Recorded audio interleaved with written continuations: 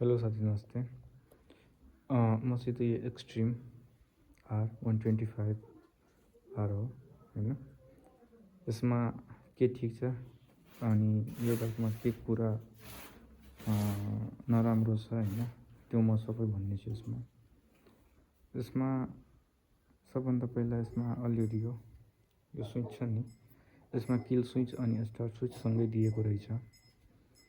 अनि अर्को तपाईँको यसको राम्रो पक्षमा भयो भने यसको डिस्क राम्रो छ होइन, अनि सिङ्गल च्यानल एबिएस हो। माइलेज यसको 55 देखि 60 दिइरहेछ।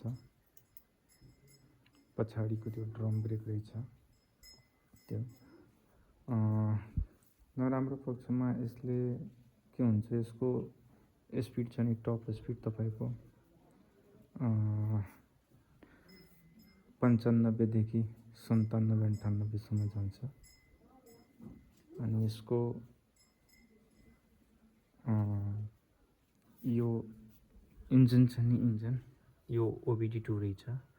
OBD2 मा पनि यसमा 5 गियर रहेछ। यो FI इन्जिनमा पर्छ होइन। अनि यसको लुक्स एकदम अरेन्ज जस्तो रहेछ। ठिक छ कलर होइन,